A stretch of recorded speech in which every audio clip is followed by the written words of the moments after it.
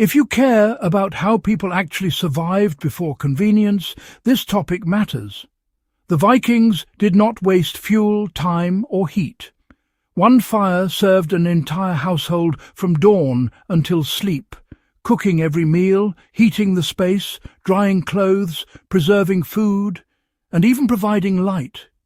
If this channel brings you real survival knowledge drawn from history, subscribe, like the video, and leave a comment with what you want us to break down next.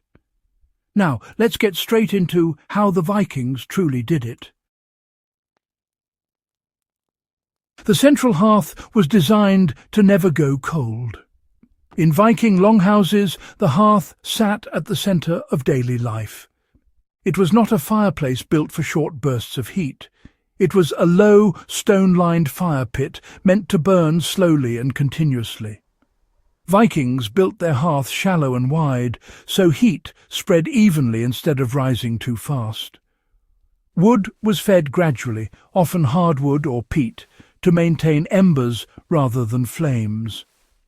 This allowed cooking to happen in stages throughout the day without restarting the fire. For modern survivalists, this principle matters. If you keep embers alive instead of flames roaring, you reduce fuel use by more than half and gain steady heat for hours. Morning meals began with reheating, not cooking from scratch. Vikings did not wake up and light a new fire. The embers from the night were raked together and gently revived with small kindling.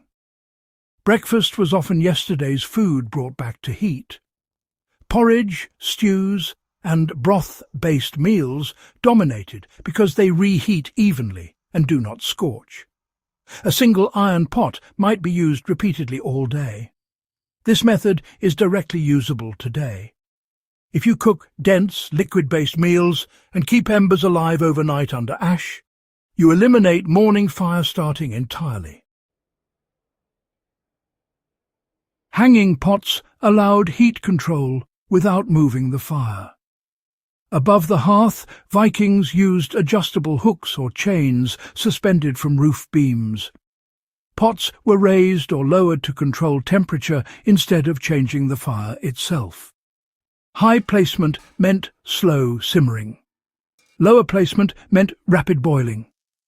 This kept the fire stable all day. Modern campers often make the mistake of constantly adjusting flames. Vikings adjusted distance, not fuel.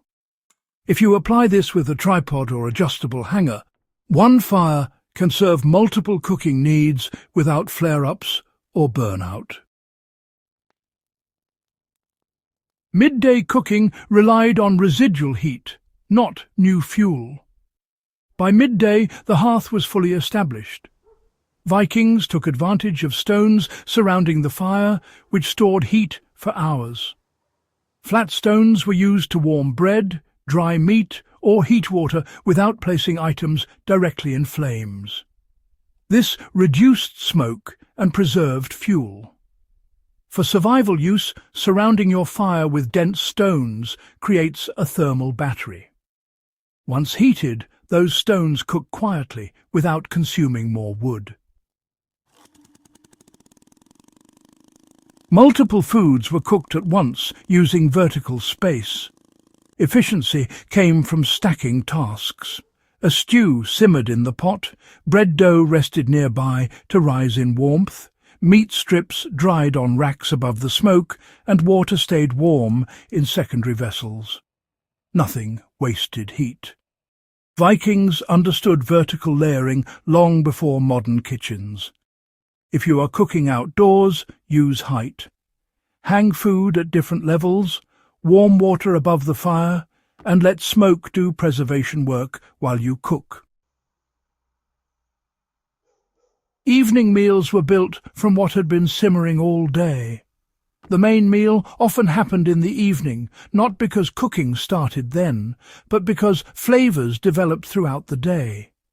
Long-simmered stews made tough cuts edible and nutritious. Grain, Root vegetables, bones, and preserved meats were added gradually as heat allowed. This meant no single cooking session consumed large fuel amounts. The lesson here is patience. Low heat over time beats high heat fast, both for flavour and survival efficiency.